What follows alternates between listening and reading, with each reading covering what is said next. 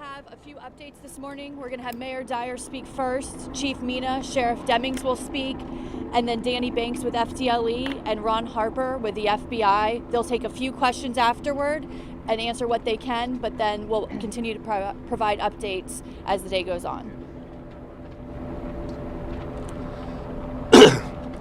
Tonight our community witnessed or experienced a very horrific crime. Many lives were lost and many more individuals were impacted by witnessing the crime. Many were saved, however, by the heroic efforts of the men and women of OPD, the Orange County Sheriff's Office, Seminole County Sheriff's Office. We have great cooperation from FDLE and the FBI, all our law enforcement agencies, fire departments from Orlando, Seminole County, and Orange County, and all of the hospital personnel that have been working through the night. We are a strong, resilient community. Tonight, we had a crime that will have a lasting effect on our community. We need to stand strong. We need to be supportive of the victims and their families. I'm going to ask Chief Mina to explain what happened. Good morning. So at approximately 02:02 hours this morning, we had an officer working at Pulse nightclub who responded to shots fired. Our officer engaged in a gun battle with that suspect. The suspect at some point went back inside the club where more shots were fired.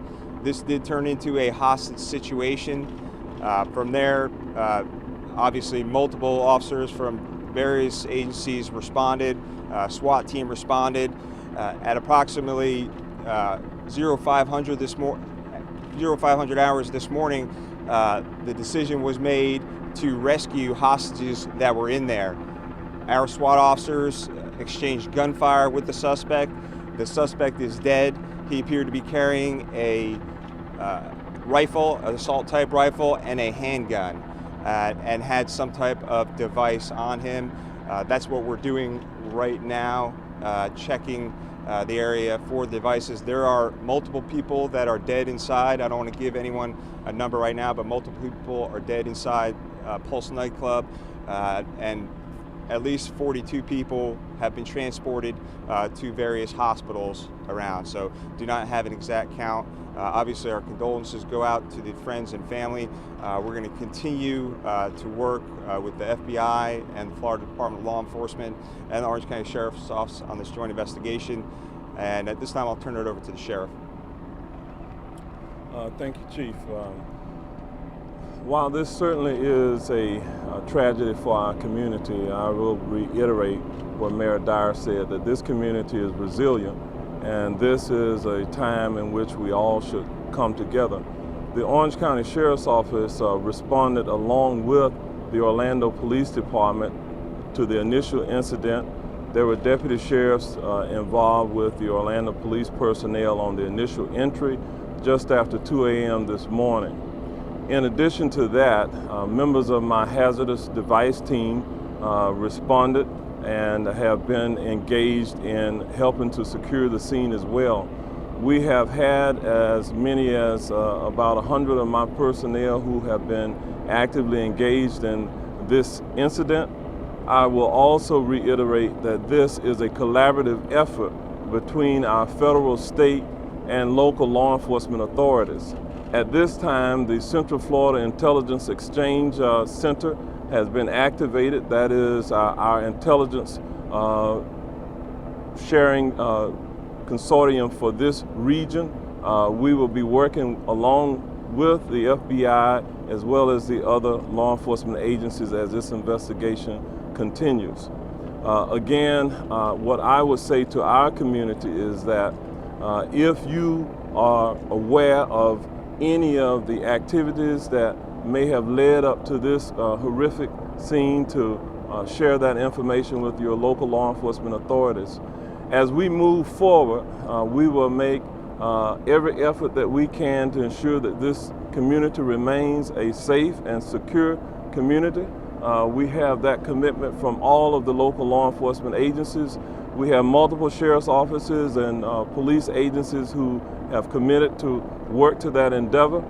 And if you see some suspicious type activity, we have shared with this community in the past that our expectation is that you say something about it if there's anything that looks unusual.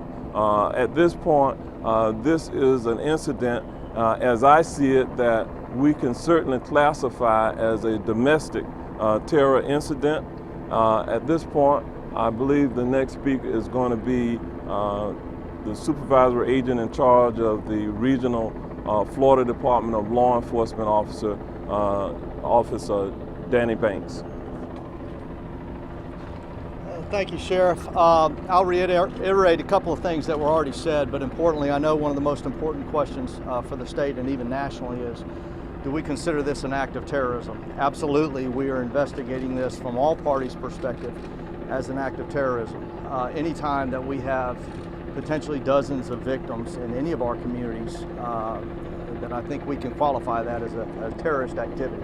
Whether that's a domestic terrorist activity or an international one is certainly something we will get to the bottom of. We're glad to have the partnerships that we've already spoken about, particularly the partnership of the FBI here. One of the important things that obviously we'll get to the bottom of is, did we have any indicators before this event happened today? We will have some more information, I'm sure, forthcoming to all of you about who this individual is. Was he a lone wolf? Does he have any associates? Those are certainly all of the things that will be looked into now as part of our intelligence and investigative activities. The state of Florida is a huge state, certainly for a lot of different reasons. One of them, tourism and our industry and our businesses here, and we have no suggestion that there's any threat to either of those, either today or in the near future. But that certainly is a concern. Right now it's important, the message we want to put out is we have no indication of other types of activities similar to last night's activity, either in the state of Florida or anywhere else in the nation right now. But we are putting every resource, collective resource that we have together to validate that statement and to ensure the safety of the remainder of our citizens, not only through today, but through the next weeks. As the sheriff said, I really want to reiterate the point. Our See Something, Say Something campaign is valid, it works. We want to encourage people to use that. As you come up with and you're aware of information that is concerning to you, it's concerning to us. If you're aware of information relative to people, either conversations, social media, or actions of people in our community that you believe could threaten the rest of us, please let law enforcement know. Use those tools to let law enforcement be aware of that information so that we can act on it. I'll turn over the rest of the interview now to our Assistant Special Agent in charge for the FBI Orlando office, Ron Harper. Thank you, Danny. Let me start by saying I offer the condolences to all the friends and family members that are victims to this senseless, tragic act of violence this morning. FBI stands shoulder to shoulder with everyone you see here to address this matter. We are not just looking at this from one perspective. I will tell you that every resource in the FBI will be brought to bear on this investigation. And I would echo what Mr. Banks just said, in that at this particular time, there's no reason to believe, we have no credible or singular information to suggest that there's any further threat to Orlando or the surrounding area or anywhere else as it relates to this particular incident. I would caution everyone to be mindful that the FBI is known for slow, methodical, detailed investigations. We will follow the facts, we will see where they lead us to, and we will take them to the ultimate end. There's nothing we won't do to get to the bottom of this case, and we will be prepared to present any information we can when we can and are able to present it to you. We would look forward to being as completely transparent as possible. I will tell you that we here in the Orlando region, especially with the FBI and the partnerships we share here, we take that see something, say something one step further. If you see something and you say something, we will do something.